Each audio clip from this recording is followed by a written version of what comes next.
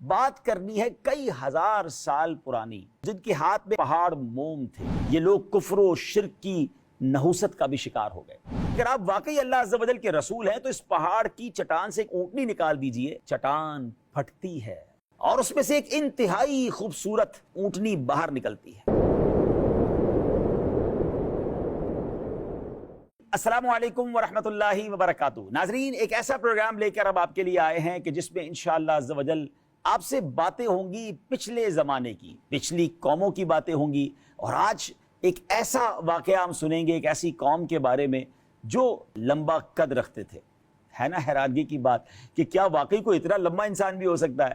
اور پھر اللہ کریم نے اس قوم کو ایسا کمال دیا تھا کہ وہ پتھروں کو اپنے ہاتھوں سے تراش لیتے تھے، بڑے بڑے مکان بنا لیتے تھے، نہ جانے کون سی مشینری ان کے پاس تھی۔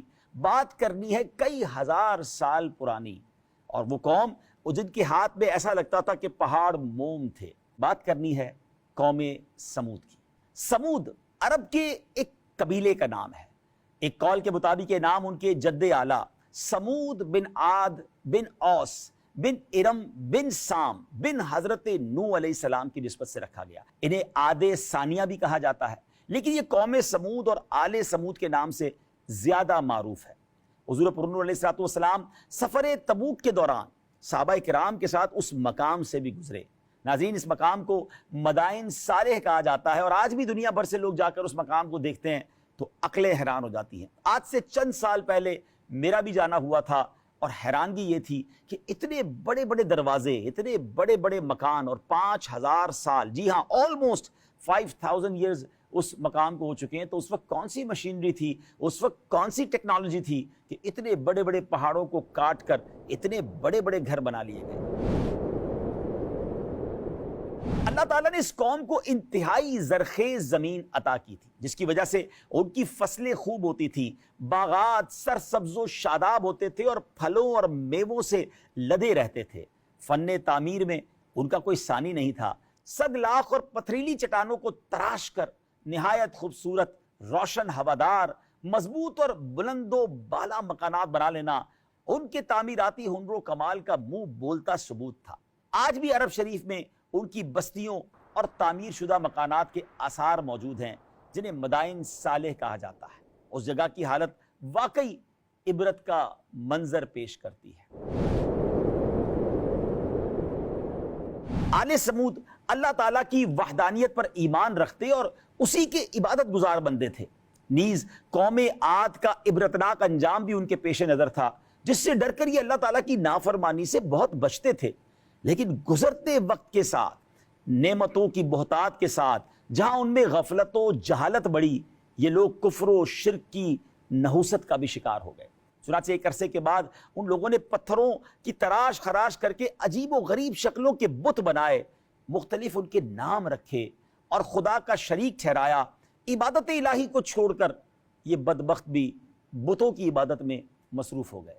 رفتہ رفتہ انہی کی پیروی میں چند افراد کے علاوہ پوری قوم نے اس دلدل میں، یعنی کفر و شرک میں، بت پرستی کے دلدل میں چھلانگ لگا دی۔ مال و دولت کی فراوانی، سہولتوں کی کثرت، دنیاوی نعمتوں کی بہتات، آسودہ زندگی، خوبصورت باغات، عیش و مستی کے شب و روز، کھانے پینے کی لذتیں اور امن و امان کے سائے اکثر و بیشتر انسان کو غفلت کا شکار کر دیتے ہیں۔ حضرت صالح علیہ السلام، اللہ کے نبی، جو اس قوم پر مبعوث کیے گئے، انہوں نے ان کو سمجھایا، انہوں نے جھنجھوڑا اور فرمایا، کیا تم یہاں دنیا کی نعمتوں میں امن و امان کی حالت میں چھوڑ دیے جاؤ گے؟ باغوں اور چشموں میں اور کھیتوں اور کھجوروں میں، جن کا شگوفہ نرم و نازک ہوتا ہے۔ ایک اور جگہ فرمایا جس کا ترجمہ ہے، اور تم بڑی مہارت دکھاتے ہو، پہاڑوں میں سے گھر تراشتے ہو، تو اللہ سے ڈرو اور میری اطاعت کرو، اور حد سے بڑھنے والوں کے کہنے پر نہ چلو، وہ جو زمین میں فساد پھیلاتے ہیں اور اصلاح نہیں کرتے۔ اب جب ناظرین حضرت صالح علیہ السلام نے انہیں سمجھایا تو ہونا تو یہ چاہیے تھا کہ اللہ کے نبی کی بات مانتے، ہونا تو یہ چاہیے تھا وہ توبہ کرتے، مگر اس قوم نے کہا، اے صالح، اگر تم واقعی اللہ کے رسول ہو تو وہ عذاب لے آؤ جس سے تم ہمیں ڈراتے ہو۔ اس پر آپ علیہ السلام نے ان سے فرمایا، جس کا ترجمہ ہے، اے میری قوم، بھلائی سے پہلے برائی کی جلدی کیوں کرتے ہو؟ تم اللہ سے بخشش کیوں نہیں مانگتے؟ ہو سکتا ہے تم پر رحم کیا جائے۔ حضرت صالح علیہ السلام کو جھٹلانے کے سبب قوم سمود کے علاقوں میں ایک عرصے تک بارش نہ ہوئی، جس سے یہ لوگ قحط میں گرفتار ہو گئے اور بھوکے مرنے لگے۔ ان مصائب کو انہوں نے حضرت صالح علیہ السلام کی طرف منسوب کیا اور بدشگونی لیتے ہوئے کہا کہ معاذ اللہ، ہم تمہیں اور تمہارے ساتھیوں کو منحوس سمجھتے ہیں۔ حضرت صالح علیہ السلام نے ان سے فرمایا کہ تمہیں جو بھلائی اور برائی پہنچتی ہے وہ اللہ تعالیٰ کے حکم سے اور تمہاری تقدیر میں لکھی ہوئی ہے، اور اسی کے ذریعے تمہیں آزمایا جا رہا ہے۔ بہرحال میرے پیارے اسلامی بھائیوں، اب اس قوم نے ایک عجیب و غریب فرمائش کر دی۔ وہ قوم کہتی ہے کہ اگر آپ واقعی اللہ عز و جل کے رسول ہیں تو اس پہاڑ کی چٹان سے ایک ایسی اونٹنی نکال دیجئے جو 10 ماہ کی حاملہ ہو، یعنی پریگننٹ ہو، طاقتور، خوبصورت اور ہر قسم کے عیوب و نقائص سے بھی پاک ہو، اور نکلتے ہی بچہ جنے۔ حضرت صالح علیہ السلام نے ان سے کہا کہ اگر میں تمہارا یہ مطالبہ پورا کر دوں تو کیا تم ایمان لے آؤ گے؟ سب نے وعدہ کیا، عہد کیا کہ اگر آپ نے وہ مطالبہ پورا کر دیا تو ہم ضرور اللہ تبارک و تعالیٰ کی وحدانیت اور آپ کی رسالت پر ایمان لے آئیں گے اور بت پرستی چھوڑ دیں گے۔ حضرت صالح علیہ السلام اللہ کے نبی، سچے نبی، آپ نے ہاتھ اٹھائے، اللہ کی بارگاہ میں دعا کی اور ایک چٹان کی طرف اشارہ فرمایا۔ اسی وقت چٹان پھٹتی ہے اور اس میں سے ایک انتہائی خوبصورت، تندرست، اونچے قد والی، حاملہ، پریگننٹ اونٹنی باہر نکلتی ہے، اور باہر نکل کر اس نے بچہ بھی جنا۔ ناظرین، یہ کیسا معجزہ تھا کہ پہاڑ شک ہوتا ہے، پھٹتا ہے، اور اندر سے اونٹنی بھی نکل رہی ہے، ہر طرح کے نقص سے پاک ہے، اور وہ بچہ بھی دیتی ہے۔ حضرت صالح علیہ السلام کا یہ حیرت انگیز اور عظیم و شان معجزہ دیکھ کر جندہ نامی ایک سردار تو اپنے خاص لوگوں کے ساتھ آپ علیہ السلام پر ایمان لے آیا، جبکہ دیگر لوگ اپنے دیگر سرداروں کے بہکاوے میں آ کر اپنے وعدے سے پھر گئے اور ایمان لانے سے انکار کر کے کفر پر ہی قائم رہے۔ ناظرین، اب اس اونٹنی کے کچھ معاملے آپ کو بتاتے ہیں۔ کیسی امیزنگ یہ اونٹنی تھی کہ یہ اپنے بچے کے ساتھ میدانوں میں چرنے پھرنے لگی، اور آپ علیہ السلام نے قوم کو اس اونٹنی کے بارے میں چند انسٹرکشنز دی، چند ہدایات دی۔ وہ ہدایت بڑی نرالی تھی۔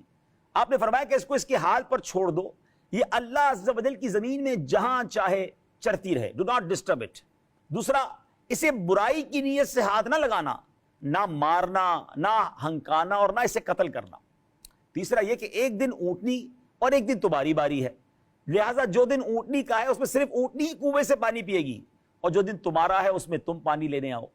ان ہدایات کے ساتھ یہ تنبیہ کر دی گئی کہ اگر اس انسٹرکشن کو فالو نہیں کیا گیا، اس کے خلاف کیا گیا، تو اس کا انجام بڑا خطرناک ہوگا۔ اس اونٹنی کی پیدائش کے وقت بھی ناظرین کئی معجزات کا ظہور ہوا۔ وہ اونٹنی نہ کسی کی پیٹھ میں رہی، نہ کسی کے پیٹ میں، نہ کسی نر سے، نہ کسی مادہ سے پیدا ہوئی، نہ حمل میں رہی، بلکہ طریقہ عادیہ کے خلاف، جو نارمل روٹین ہے اس کے خلاف، وہ پہاڑ کے ایک پتھر سے دفعتاً اچانک پیدا ہوئی، اور اس کی یہ پیدائش ہی حضرت صالح علیہ السلام کا معجزہ ہے۔ اس کے پینے کے دن اس کا دودھ دوہا جاتا تھا، اور وہ اتنا ہوتا تھا کہ تمام قبیلے کو کافی ہو اور پانی کے قائم مقام ہو جائے۔ اچھا، باقی تمام جانور جو تھے اس کی باری کے روز پانی نہیں پیتے تھے، یعنی انسانوں کو تو منع کر دیا گیا تھا، مگر باقی جانور قدرتی طور پر، یعنی وہ سبحان اللہ، اللہ کا حکم ان کے لیے بھی تھا کہ وہ اس دن پانی نہیں پیتے تھے، کیونکہ وہ اونٹنی کے پانی پینے کا دن تھا۔ قوم سمود نے حضرت صالح علیہ السلام کے جو احکام تھے، انسٹرکشنز تھی، کچھ دنوں پر تو عمل کیا، مگر اپنی چراگاہوں اور مویشیوں کے لیے پانی کی تنگی انہیں محسوس ہونے لگی، تو وہ لوگ اونٹنی کو قتل کرنے پر متفق ہو گئے۔ اس کام کے لیے اپنے ساتھی قدار بن سالف کو منتخب کیا، جس نے اونٹنی کو پکڑ کر تیز تلوار سے اس کی کونچیں کاٹ کر اسے قتل کر دیا۔ اونٹنی کو قتل کرنے کے بعد ان لوگوں کی سرکشی اور بے باکی میں اور اضافہ ہوا۔ چنانچہ اس جرم کا ارتکاب کرنے کے بعد حضرت صالح علیہ السلام کے پاس آئے اور کہنے لگے، اے صالح، اگر تم رسول ہو تو وہ عذاب لے آؤ جس سے تم ہمیں ڈراتے تھے۔ اونٹنی کے قتل کے بعد حضرت صالح علیہ السلام نے بطور خبر دینے کے ان سے فرمایا، اپنے گھروں میں 3 دن تک دنیا کا جو عیش کرنا ہے کر لو، ہفتے کے دن تم پر عذاب آ جائے گا، اور اس کی علامت یہ کہ پہلے دن تمہارے چہرے زرد، دوسرے دن سرخ، اور تیسرے دن بلیک، سیاہ ہو جائیں گے، پھر اگلے دن عذاب نازل ہوگا، اور یہ ایک ایسا وعدہ ہے جو کسی صورت غلط ثابت نہیں ہوگا۔ تو ان 9 افراد نے معاذ اللہ ایک اور بے باکی کا پلان کیا کہ حضرت صالح علیہ السلام کو ہی معاذ اللہ شہید کر دیتے ہیں۔ چنانچہ سب قسمیں کھا کر کہنے لگے کہ ہم رات میں حضرت صالح علیہ السلام کے گھر پر حملہ کر کے انہیں ان کے اہل و عیال کے سمیت شہید کر دیں گے۔ اس کے بعد آپ علیہ السلام کے کسی وارث نے قصاص یا دیت کا مطالبہ کیا تو کہہ دیں گے ہم نے تو قتل نہیں کیا اور نہ ہی ہمیں قاتل کے بارے میں علم ہے۔ اس قول و قرار کے بعد انہوں نے اپنی سازش پر عمل درآمد کی تیاری شروع کر دی اور رات کے وقت حضرت صالح علیہ السلام کے گھر کی طرف روانہ ہوئے۔ حضرت عبداللہ ابن عباس رضی اللہ تعالیٰ عنہما فرماتے ہیں اللہ تعالیٰ نے اس رات حضرت صالح علیہ السلام کے مکان کی حفاظت کے لیے فرشتے بھیج دیے۔ جب یہ 9 شخص ہتھیار اٹھا کر تلواریں لیے حضرت صالح علیہ السلام کے دروازے پر پہنچے، فرشتوں نے انہیں پتھر مارے۔ وہ پتھر ان لوگوں کو لگتے لیکن مارنے والے نظر نہیں آتے تھے، یہاں تک کہ یہ سب کے سب 9 افراد ہلاک ہوئے۔ ناظرین، ایک اور نشانی، ایک اور میسج اس قوم کو مل گیا تھا، اللہ اکبر، مگر نہیں ماننے والے نہیں مانتے۔ اس کے بعد جب مہلت کا پہلا دن آیا تو واقعی ایسا ہوا ناظرین، پوری قوم کے چہرے زرد ہو گئے، یلو ہو گئے۔ شام کے وقت انہوں نے کہا کہ ایک دن تو گزر گیا، دوسرے دن ان سب کے چہرے ریڈ ہو گئے، سرخ ہو گئے۔ اللہ اکبر، شام کے وقت کہنے لگے کہ مہلت کے 2 دن گزر گئے ہیں، تیسرے دن ان سب کے چہرے بلیک، سیاہ ہو گئے، اور شام کے وقت کہنے لگے کہ حضرت صالح علیہ السلام کی دیوی مہلت تو ختم ہو گئی، یعنی اب تک جو انہوں نے کہا وہ سب سچ ہوا ہے۔ چنانچہ چوتھے دن یہ لوگ خوشبو لگا کر تیار ہوئے اور بیٹھ کر انتظار کر رہے ہیں۔ اب بھی ان کی جس کو کہنا بدبختی کا عالم دیکھے کہ دیکھے کون سا عذاب آتا ہے۔ چہرے کالے ہو گئے ہیں مگر لگتا تھا دل بھی کالے ہو گئے تھے۔ عذاب کے منتظر ان احمقوں نے صبح ہوتے ہی ہولناک ایک بڑی خطرناک چیخ اور کڑک کی آواز سنی۔ زمین میں زلزلہ یعنی ارتھ کویک آ گیا اور یہ لوگ تباہ و برباد ہو کر ایسے ہو گئے جیسے جانوروں کے پاؤں کے نیچے بکثرت روندی ہوئی گھاس ریزہ ریزہ ہو جاتی ہے۔ عذاب کی شدت کا عالم یہ تھا کہ قوی و توانا ہونے کے باوجود عذاب کے وقت وہ لوگ کہیں نہ بھاگ سکے، نہ مقابلے کے لیے کھڑے ہو سکے۔ یہ بڑے بڑے قد والے، یہ طاقتور لوگ جو پہاڑوں کو چیر دیتے تھے، یہ کھڑے بھی نہ ہو سکے، یہ بھاگ بھی نہ سکے۔ ہائے ہائے ہائے، شرک و معصیت ان کے کچھ کام نہ آئی، مال و متاع، سامان و مکان، کچھ بھی انہیں عذاب الہی سے بچا نہ سکا۔ عذاب کے بعد اس بستی کا عالم یہ تھا گویا وہاں بستے ہی نہ تھے، کبھی زندگی کا یہاں لگتا ہے گزر ہی نہ ہوا۔ ان کی داستان بھی داستانوں میں باقی نہ رہی۔ قرآن مجید میں اس قوم پر جو عذاب آیا اس کی 3 کیفیات بیان ہوئیں۔ قرآن نے فرمایا انہیں زلزلے نے پکڑ لیا۔ سورہ اعراف میں کیا بیان ہوا، آئیے سنتے ہیں۔ فَأَخَذَتْهُمُ الرَّجْفَةُ فَأَصْبَحُوا فِي دَارِهِمْ جَاثِمِينَ۔ تو انہیں زلزلے نے پکڑ لیا تو وہ صبح کو اپنے گھروں میں اوندھے پڑے رہ گئے۔ انہیں چنگار نے پکڑ لیا، جیسا کہ سورہ ہود میں بیان ہوا۔ کیا بیان ہوا، آئیے سنتے ہیں۔ وَأَخَذَ الَّذِينَ ظَلَمُوا الصَّيْحَةُ فَأَصْبَحُوا فِي دِيَارِهِمْ جَاثِمِينَ۔ اور ظالموں کو چنگار نے پکڑ لیا تو وہ صبح کے وقت اپنے گھروں میں گھٹنوں کے بل پڑے رہ گئے۔ انہیں ذلت کے عذاب کی کڑک نے آ لیا۔ کیا بیان ہوا، آئیے سنتے ہیں۔ فَأَخَذَتْهُمْ صَاعِقَةُ الْعَذَابِ الْهُونِ بِمَا كَانُوا يَكْسِبُونَ۔ تو ان کے اعمال کے سبب انہیں ذلت کے عذاب کی کڑک نے آ لیا۔ ان تینوں آیتوں میں یاد رکھیے کوئی کانٹرا نہیں ہے، کوئی تعارض نہیں ہے، کیونکہ عذاب کی جدا جدا کیفیات بیان ہوئی ہیں۔ یعنی اس عذاب میں زلزلہ بھی تھا، چیخ بھی تھی اور کڑک بھی تھی۔ یہ تینوں تباہ کن چیزیں موجود تھیں۔ نارملی بھی جب ارتھ کویک آتا ہے تو گونج آتی ہے، بعض اوقات بڑی کڑکدار آوازیں بھی آ رہی ہوتی ہیں، اور یہ تو عذاب الہی کا زلزلہ تھا۔ ناظرین، اس قوم کے بارے میں جب بھی پڑھتے ہیں تو عقل حیران ہو جاتی ہے۔ اس قوم کے بنائے ہوئے گھر آج بھی موجود ہے، آپ اسکرین پر دیکھ رہے ہوں گے۔ آج کل تو دنیا بھر کے لوگ وہاں جا کر دیکھتے ہیں اسے، مگر کاش عبرت کی نگاہ سے دیکھیں۔ اب ایک بات سمجھ آ رہی ہے کہ جو کچھ ہمارے پاس ہے وہ رب نے دیا ہے۔ تو آئے میرے پیارے اسلامی بھائی، آج کے اس پروگرام سے پچھلی قوم کے قرآنی واقعے سے سبق لینا ہے کہ سر جھکا کر رکھیں، شکر میں رہیں، فرما بردار رہیں۔ اللہ کرے کہ دل میں اتر جائے میری بات۔